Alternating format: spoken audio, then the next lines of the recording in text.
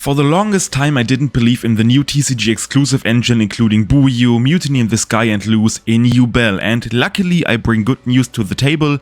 I was completely wrong. I really do love the new cards, so much so that I brought them together with Unchained to the EUWCQ and it performed very good. I mean, I believe I reached place 82.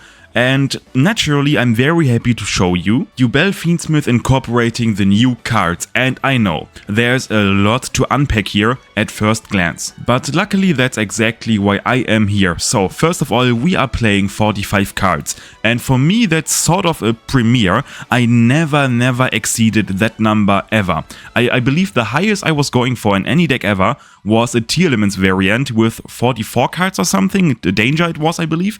So that means a lot, but I believe if a deck can play over 40 cards pretty comfortably, it has to be Yubel, since we have a lot of cards that if we draw them it is fine for the most part, but if we can decide or choose, we would rather have them in the deck. For example, the Yubel cards, Lacrima, since we rather want to summon Lacrima with Requiem, the traps of course, all of those cards, if we go over 40, the risk of drawing them is significantly reduced. And regarding consistency, there is no issue at all. I believe we are playing 18 or 19 one-card combos, which is just crazy, and a lot of two-card combos. So I will show you some calculations you can make even yourself on a website that shows how high the chance is to open up a one-card combo.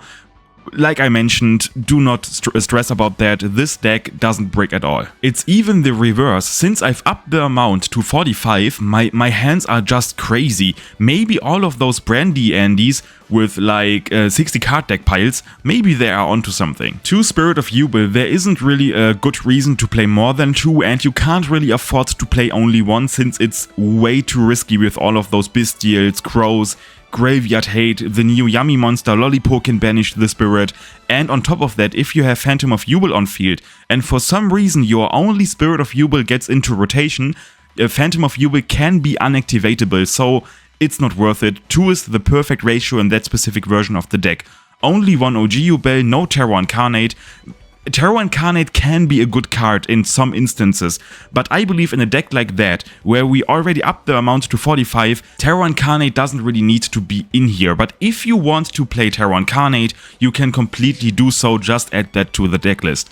Only 1 Shavera, and I believe here it gets interesting because there are good arguments to play maybe even more than 1. Shavera is a lot better into Fubolos. If you can just pop a card you control and then immediately go into rage to just give the opponent 1 draw is a lot better than going full or even a half Yubel combo and just filling your opponent's hand with card advantage. The problem I saw with that is that unlike in Unchained, drawing Shavera in Yubel can be good, yeah, but for the most part it's very bad, since you need to be already able to play in order for Shavera to have value, and that's not always the case. So far in testing, only 1 is enough. I never missed the second one. I mean, as long as we are allowed to do so, we of course play a playset of Engraver, and I play 1 Tracked and 1 Sanked, because if the opponent has Drawl, and Drawl is, thanks to Mitsurugi Raziel, still a card in everyone's deck or side deck, and if you want to play around that and you only have Engraver, you can just grab Sanked, and even the Yubel deck can make a pretty solid endboard just by using Sanked. So Sanked is just a way to beat Drawl more or less, and sometimes it can happen that you draw both of them and then you have like 2 different pushes, which is also quite interesting and sometimes can catch your opponent off guard. Only 1 Lacrima, and I played with the thought of upping the amount of Lacrimas like I did in Unchained, or like some people did in Unchained, to maybe have Lacrima as a normal summon, but brother, Samsara the Lotus, Nightmare Throne, Opening, Dark Beckoning Beast, they are just better normal summons. Fubolos is the best Charmy currently, I do not have to tell you more about that. 1 Booyoo the Dawn's Light, and that card is very interesting. I played with 2, I played with 3, and all of those versions I tested with more copies than 1, they worked very good, since sometimes if you hard draw Booyoo, it can also catch the opponent off guard. It's very good going second, it's of course good going first if you already have an extender, but I personally do not feel that comfortable playing a 50 card deck or something like that. And since we are always pitching Buyu anyways in almost every of our combos, and we have Mutiny in the Sky, so basically 2 copies of him in the deck, it's completely fine at 1. But if you really want to, and maybe I will change that later on after more testing, you can up the amount. A playset of Ash Blossom, please do not Fubalos me, I'm very scared of that. Only 2 Beckoning Beasts and 3 Opening of the Spirit Gates, since we already have a lot of potential in normal summons. We could draw Lacrima, Lurie, Dark Beckoning Beast of course, Lotus, maybe Throne if we need to search Lotus. It's way too much in my opinion if you play a playset of Beckoning Beast and Opening. On top of that, Opening of the Spirit Gates is a lot better into boards and against Drawn and Lockbird, since if you open up Dark Beckoning Beast and you add Opening of the Spirit Gates and the opponent draws you on that, you can't activate Opening of the Spirit Gates since it's mandatory for whatever reason to add a monster. Additionally, Opening of the Spirit Gates is a lot better as a card itself, not only against Drawl, since it's basically, it puts pressure on the board without revealing your Fiendsmith engine or Yubel engine, or rather without committing into them, since if you play Eye Mirage you can go into SP without activating any of your other engines, and I really do value that fact. It can also act as an extender if you have a 0/0 Fiend in the graveyard. You can just special summon Spirit, you can special summon Lotus.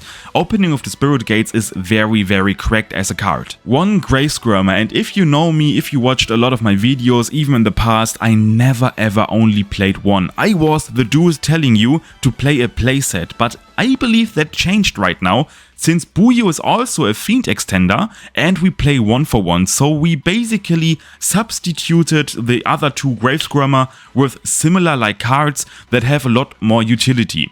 If you really want to, you can up the amount of Grave Skirmer. So far in testing 1 is plenty and I never missed more than 1. A playset of Samsara the Lotus, the future king of the pirates. If we could play that at 20, I believe we would. 1 Tract, I already explained that, 1 Mutiny in the Sky. It's basically a miracle fusion that shuffles back the material from the graveyard into the deck, which is insane. On top of that, it can re-add itself from the graveyard to your hand if you just send a Fiend monster on the field or in your hand to the graveyard. So it's basically endless recycling, and you will see why that card is especially broken going second for Yubel once we reach the Extradeck. 1 for 1, and I really love the card since it has a lot of utility in the deck. You can either go into Fiendsmith, Lotus, or if you really need that for whatever reason, into Grave Skirmer. 1 for 1 is very good. 1 talents and double thrust, and in my opinion that is my way, the same goes for Droplet by the way, to counter push all of those turn 0 plays. I have a lot of replays. I'm planning to make a video where I play this deck, where the opponent has all of those turn 0 plays. Dracotail, Fimana, K9, Holy Sue, all of those cards are very good against Yubel, and to have cards that kinda punish that, especially Droplet, can be very crazy in those scenarios. I have a funny replay against Dracotail, but I do not want to spoil a lot more about that. Those cards are there for obviously going second, but also to maybe even if you go first, to get some value if your opponent tries to play during your turn. A playset of Book of Eclipse, and that is the only board breaker that significantly puts a dent into the K9 Vanquish Soul endboard. It shuts off all of their onboard interactions, and more importantly, it shuts off the K9 quickspell that overlays into a hand rip, and the quickspell itself is a non-target pop on the field. So Eclipse, if that resolves, gives you so much value, so much advantage, that it's just, if you play board breaker, mandatory to play. So, I believe I have to explain myself right now, since I made a video specifically shit-talking board breaker, and I still do stand by that opinion. If your deck can play a lot of non-engine, and you have to choose between hand traps and board breaker, in my opinion, currently, hand traps are a lot better, but that doesn't go for every deck. Some decks just work a lot better with board breaker, and especially since we are playing now the Buyu and Mutiny in the Sky engine, Yubel can actually go pretty well going second, better than it could before like a million times. And we just facilitate on that by playing a lot of going second cards. I mean, Droplet, Eclipse, Thrust, Talents. If your deck is naturally good into boards, which Yubel, like I mentioned, now is thanks to the new engine, I believe it is fine to play board breaker, especially if those board breaker duel as a defense against all of those turn 0 plays. In my opinion, in that Yubel version, Bot Breaker are better. If you are playing Yummy, in my opinion, and maybe I'm wrong, we will see that, but in my opinion, hand traps are better for the general amount of decks. One Called by the Grave, please don't fool us me, I'm very scared of that, and Droplet, it's basically the same as Thrust and Talents. It helps you to stop the turn 0 plays. It can be good against a lot of decks going second. You just have to be careful against Yummy, since they have the quick spell that just reborns the complete Yummy engine basically. They have Herald, which means you can't really immediately negate the Herald. You have to sacrifice a monster for that on the field.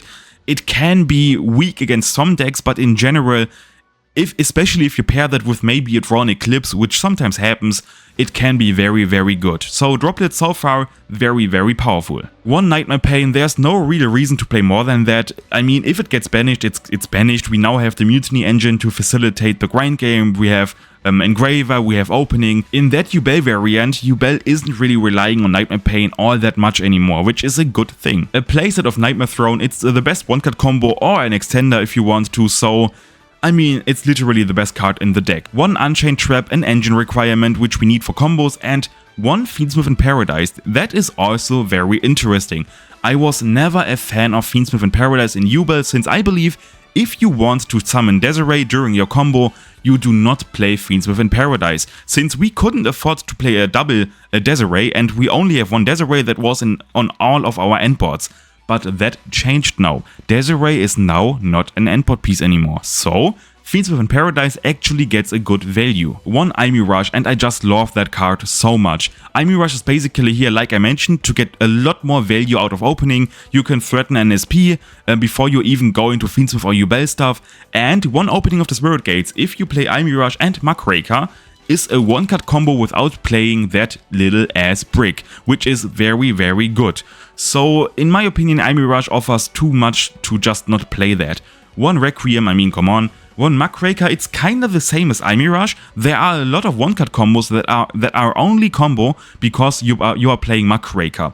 And sometimes in a simplified game state, if it gets to that, Muckraker is just very, very strong. One Abao Aku, and the more I play that card, the more I'm a fan of that. It's very strong, it's on every one of our endboards, and a non-target destruction is hella powerful in the current meta. That card is a godsend for Yubel. One Caesar, our new best friend, friendship with Varudras has ended. No, I'm just joking, I still love the card, but we don't have enough space, man. One Duke of Demise, and that card has pretty good effects for Yubel. It can give you an extra normal summon, it can banish itself from the graveyard to add a level 4 fiend or higher monster from the graveyard to the hand, which means you can recycle even Phantom of Yubel to immediately go into that. So in some ways, it's maybe even a second Phantom of Yubel sometimes. Even though it has good effects which will help you and is more usable than you probably think, the main reason we are playing that is because it's a second level 6 body you can go into via Mutiny in this guy. One Aerial Eater, I mean, probably the most valuable card in the extra deck. It basically bridges all of the stuff in the deck together.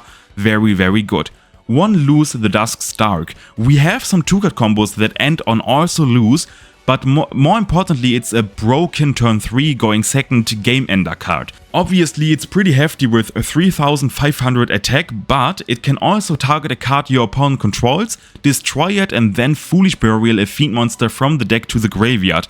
On top of that, it protects the most left and most right monster zones by card destruction from your opponent, which means if you put your Caesar on the most left and your opponent tries to raise and pop that card, it won't work. And if any card you control is destroyed by card effect, and yes, you can even Nightmare Pain Yubel you control, you can then trigger Lose effect to target a card on the field and destroy it. So it has a lot of utility, but one of the best things about that low-key is that you need 3 fiend monsters for its fusion material. And if you paid attention and you are a good student right now, you realize that Mutiny in the Sky shuffles back the material. So, in turn 3, you can immediately go into Lose by shuffling back 3 fiend monsters. And Aerial Eater also needs 2 fiend monsters, which in some scenarios can create an endless resource loop because you can always recycle both of them. It's kinda funny. Rarely ever happens because most games are decided rather quickly in the current meta, but it can happen. 1 Phantom of Yubel, I mean come on, 1 Lotus, 1 card combo, and I said those words probably a million times already on the channel, but I will continue to do so. Normal summon Lotus, Lotus effect, special summon Spirit, Spirit effect, setting Nightmare Pain activation, Nightmare Pain effect, popping the Spirit, adding Grave Skirmer, Spirit effect to get the OG Yubel to the field, and now very importantly, always go immediately into Phantom of Yubel, because I know that you get a little bit more value out of the combo if you keep Lotus in the graveyard for later on. But it's not worth the risk to play into Nibiru and to give your opponent more value if they for whatever reason decide to wait with Izuna, with Holy Su. It's not worth it. Just go immediately into Phantom of Yubel to beat every hand trap from here on out, to beat Izuna, all of the turn 0 plays. If they now decide to go into Izuna, Nash Knight, steal the OG Yubel, we can still go into Phantom of Yubel, special summon Skirmer, and we have a good combo even against an Izuna. So K9 isn't really as good as a lot of people think against Yubel. We can actually, thanks to Phantom of Yubel, force them to use Izuna in a spot where we can just continue to extend further after they activated Izuna, Ripper, whatever they want. So we immediately go into Phantom of Yubel, special Skirmer, and then we go into Closed Heaven, and we basically do the standard Fiends with Shenanigans, Lacrima, Pitch, Engraver. Engraver effect, shuffling back Closed Heaven, special summoning itself from the graveyard, and now we go Lacrima and Fiendsmith Engraver into Yama. Yama adding the best and most loyal doggy in the world, Shavera, and now we activate Grave Skirmer, special summoning back the OG Yubel to then go into Rage. Shavara effect, popping the Rage, Chainlink 1 Rage, targeting the Engraver, Chainlink 2 is Yama to reborn the Rage, and very importantly, it has to be Rage so we can then later on go into Lightless Shadow Abao Aku. Engraver effect, grabbing Tracked, and now we go Tracked, adding Lurie, discarding Lurie, special summoning Lurie, and now we use Shavara and Lurie to go into sequence. Shavara effect, setting the trap to later on reborn Rage in the opponent's turn, and now we go sequence using Engraver and Lurie. Very importantly, leave Lacrima and Requiem in the graveyard, so you have the Fiendsmith in Paradise interruption in the opponent's turn. To go into Aerial Eater. Aerial Eater effect, pitching the Buyo. And since Buyo is sent to the graveyard, we can activate its effect to get Mutiny in the Sky to the hand. And now we go into Abao Aku, and after that we go Mutiny in the Sky, shuffling back 3 random fiends. It's not really important what you take here, it's just the only part you have to be cautious of is to leave Rage in the graveyard and Lacrima and Requiem. Other than that, you can pretty much use whatever you want to go into Duke of Demise, and now we overlay into Caesar, and that is basically the endboard. The endboard itself isn't necessarily a lot stronger than it was before. I mean, before that we didn't have Caesar, but instead we had Desiree, and we didn't have the Lacrima, Requiem, Paradise interruptions, so we might have 1 or 2 interruptions more, but our endboard is seemingly worse into Board Breaker, since before that we could chain against Droplet or Dark Ruler, we could chain Chamber and then negate with Desiree the Dark Ruler or Droplet. We can't do that right now, but even if they Dark Ruler, that means we are surviving the turn, which means we can probably get Mutiny in the Sky back in the following turn, which then means we can go into Lose, and once Lose hits the field, without even considering that we drew a card, that we have maybe an Engraver in the graveyard if we decided to go that route with Lacrima, and ignoring the fact that they, after they board breaked us, had to deal with Rage into SP and Lacrima, Paradise, maybe Desiree Send if we wanted to do that. So considering our grind game in Mutiny in the Sky, Fiendsmith Engine, if we didn't had to use that to pitch Desiree, and our resilience against Board Breaker, even though we don't have Desiree on board, they don't beat us with Board Breaker, they just don't. I literally have replays that show the opponent using 2-3 Board Breaker against me and they still lost. The grind game of this deck and going second capabilities, thanks to the new Mutiny in the Sky engine, is just insane, and that is one of the main reasons why I believe that version is a lot better than the previous ones, because it can actually go second and break boards pretty well now. Double Caesar, Abao, RQ, either a pop or a reborn, Phantom of Yubel floats into Spirit, Spirit OG Yubel, Rage into SP, and Desiree Paradise Send. That is a lot of interruptions. All of that by only using 1 Samsara the Lotus. And don't forget that we have Aerial Eater and Duke of Demise under Caesar, which means a lot of grind game in combination with Mutiny in the Sky. It's just insane, and playing that deck with the Mutiny in the Sky engine just feels amazing. A lot more content post-Justice Hunters regarding Yubel will follow in the next couple of days, so if you do not want to miss any of that, do not forget to subscribe. Until then, see ya.